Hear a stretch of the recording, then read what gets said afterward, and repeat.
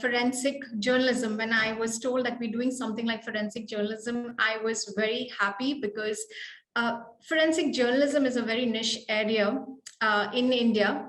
Not only in India, I would say over the world, it's just trying to come out of its shell.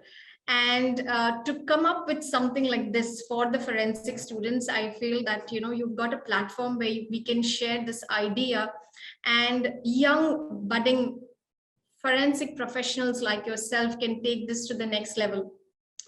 Like mentioned earlier in my bio, I don't want to go too much of it. I remember forensic journalism when I heard that this term for the very first time. I think this was in 2015 or 16 when I heard this term, and it came up on my news feed saying that it was a certificate course provided by the Gujarat University. And I was very fascinated by it. And, we thought about this idea and we tried to pitch it to St. Paul's, where I am right now. Being in 2015, where people had not heard about forensic journalism, they were very skeptical of the idea. Even today, when I'm teaching investigative journalism, I see that a lot of investigative journalism that my students actually learn, there is a huge amount of forensics that they fall back on because they don't have that kind of knowledge. They do not have a background to science. And I think the forensic students here can step up and help in this particular field. So the journalists, they need this kind of information, and this kind of crucial information can come through the knowledge of forensics, which we all gain. Talking about forensic journalism today, I would just highlight, I want you all to understand what forensic journalism is. So I will give you all a breakdown of each of the departments that can assist in forensic journalism. So what exactly is forensic journalism? As we know, it's an evolutionary byproduct of investigative journalism. You all must have heard about investigative journalism for a really, really long time, because that is what the world knows. It is something, when I talk forensic journalism, it's something that people would hear for the first time, if I just had to say. But if I say investigative journalism, people know about investigative journalism. So a forensic journalist, as it says here, it discovers the truth. He or she identifies the lapses that are there in the study and research in whatever media may be available. Okay, moving to what is investigative journalism. Now, investigative journalism, it's always, as the word suggests, the word itself says investigative. So you're looking at crimes or political corruptions, corporate wrongdoings, all of this that is concealed deliberately or accidentally. So what is the difference between forensic journalism and investigative journalism when, they both are into investigation? Now, one key factor that separates the two is, when it comes to investigative journalism, the journalist is trying to find out or investigate to prepare a report of his or her finding. Investigative journalism, on the other hand, although you are, as a journalist, trying to prepare the report, you are looking at the investigative, a forensic side of the case study, and you're presenting an ethical approach to it. Okay. Let me give you a classical example. Take a look at these three different kinds of headings. Okay, now I'm talking to my forensic students who are here. If you take a look at each of the headings that are there, it's something that has to do to catch the attention of the reader. Okay, and this is what we need to learn. Okay, as forensic students, media or journalists, what they try to do is they try to get sensational headlines. Okay, although they are investigating, an investigative journalist could do that. They would try to make it such that they get the attention of the person. However, as a forensic journalist, we know that it is more than just a headline. Okay, what happens is, when media Okay, when media exposes. Now, when I'm talking journalism, I just use the word media, okay, because today journalism, it encompasses all media. So when I'm talking about media, media shapes the society. Okay, so it creates or it forms cultures. Think about it. From the very first Ripper, Jack the Ripper, I'm sure as forensic students, this is one case you all must have read about or heard about. From the time of Jack the Ripper, okay, having that kind of headlines, okay, wherein there was no forensics, there was nothing, we know that each of these headlines just talks about how the killer or how the victim was found. But if it was forensics dealing with it, they would have a different approach in writing the headlines, because we do not go ahead and, specify or name, or we do not tag people or killers as a devil to the society, or they are untouchables of the society. That is not our thing. Our thing is to bring justice to the victim who was killed and by whom the victim was killed. Now, we are all in a digital age, and I think forensic journalism is a digital career age. It's come out of that age wherein people are focused. Look at all of us. We are on Instagram, we are on Facebook, we are continuously on reading articles, we are reading some kind of content. Okay, news articles, posts that are there on our Instagrams when we are scrolling it, or when we are on Facebook. Now, what happens is, most of the times it is noticed that people like, and it is seen that there are more reactions like or comments or follows when it talks about murder. However, it's us that know that it is not as romanticized that it is, that there is a lot of back work that goes into it. Now, similar, when it comes to forensic journalists, what forensic journalists do is they try to observe things, and they give us more and more about less and less. What do I mean by that?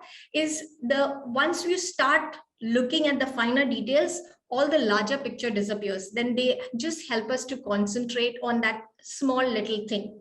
Okay, so all the police records that you would get, for example, an investigative journalist would get reports from the police officer. So the police officer would say that this is the crime, this is how we found the victim. The journalist, the investigative journalist, would just write about it. Okay, let me give you an example. Say, for example, a murder victim was shot by a 12 gauge shotgun. Okay, so this is what they know. But is it really how he was killed? So this is something that a forensic journalist would have more information on, rather than just putting a headline that the murder victim was shot by a 12 gauge shotgun. Okay. When we're talking about media evidence, you all know about standard, you all must be learning about audio forensics, video forensics, all of these mobile forensics, computer forensics. You all must be learning this as part of your subject. Media evidence is just about that. You have to imagine a journalist who is getting all of this information. Okay, so you see reporters, they have their mics and they have their recorders on whenever it comes to interviewing someone. So they have audio recordings. If they are, on location, they are shooting something, so they have a video recording. They are doing a documentary, so they have documentary video evidence. So a lot of evidence that comes into, especially with the dealings of crime. Okay, I put a CCTV camera, a lot of surveillance footage, be it a dashboard camera. Okay, so all media evidence that can be investigated by forensics is something that is essential to a forensic journalist. Okay, so the contribution. So you all must be wondering, what exactly does a forensic journalist do? Remember, you cannot have a career as an independent forensic journalist. You and me both know that forensic has a vast domain. We know the basic things of forensic biology, forensic toxicology, document examination, fingerprint examination. But we also know, along with this, there are so many subsections that can be utilized. Okay, so for example, if you have cyber, if I'm saying I'm a forensic cyber expert, I'm not just talking about computers. It is the whole cyberspace that I'm talking about. So similarly, for a forensic journalist, it's this whole entire culmination of data that has been provided to make the journalist report. Okay, so forensics can assist the investigative reporters in, okay, the first thing is verification of visual media. What do I mean by verification of visual media? Believe it or not, I was very surprised when I came to know investigative journalists, they don't rely on forensic experts. They really don't. When I asked them why, they were like, oh, the forensic experts, they take so much time, and they already are burdened with cases. Whenever we go to a government this and we say that, we are looking for so and so thing, they'll say, okay, come after 1 week, 2 weeks. A journalist has to be there, and the story keeps changing every time. So they need records on time. So what they have done is they have started utilizing the digital space. They're using the internet to get things verified. And believe it or not, they ask questions, just like how we say in forensic science. You ask what, where, when, and how. These are the same things that they question. Okay, so for example, now since I'm talking about visual representation, I'll talk about a few case studies later. They have standard tools that they investigate photos and videos. Currently, investigative journalists use Invid, Yandex, TinEye. You all can note some of these down because these are the standard tools, and some of them, obviously, Google image search, something as simple as that. Okay, Google has gone ahead and they have independent journalism project. You can take a journalism certification done on Google. Each one of us can just go and do it for free. And it is such a beautiful thing. They also have one for investigative journalism where they talk about how you can investigate photos and videos and things like that. So investigation of visual media is the first thing.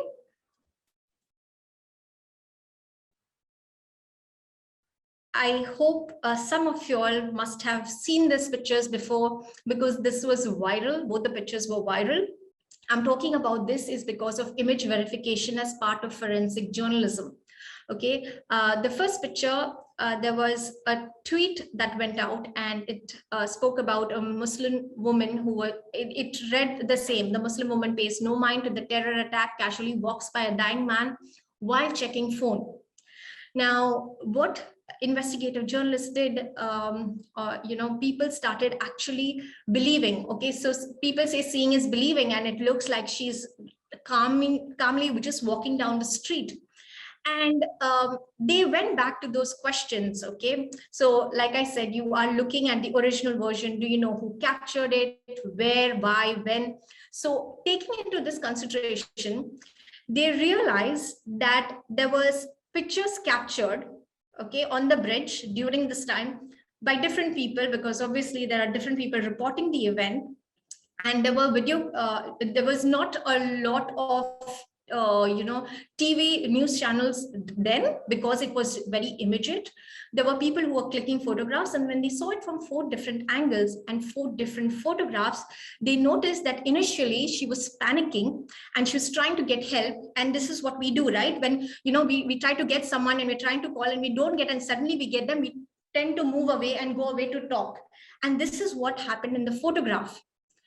But in this picture, it clearly showed, or it tried to bring out a portrayal that a Muslim woman did not care about a terror attack. So they are targeting a section of the society. So this is where we come in. We have to try to gather that information. We have to try to verify that information. The next picture is, again, this was the Trump supporters. They had the gathering. Long story short, this was the time the Native American explained this something to this young boy, and there was another religious group that was trying to create a fight, and he was just smiling to the idea that yes, we have to be calm and we have to do patient. But it came off as that Trump supporters, the young kids, are do not want the Native Americans. Okay, so things like this, images verifications like this is very important when journalism is involved in putting the news out there.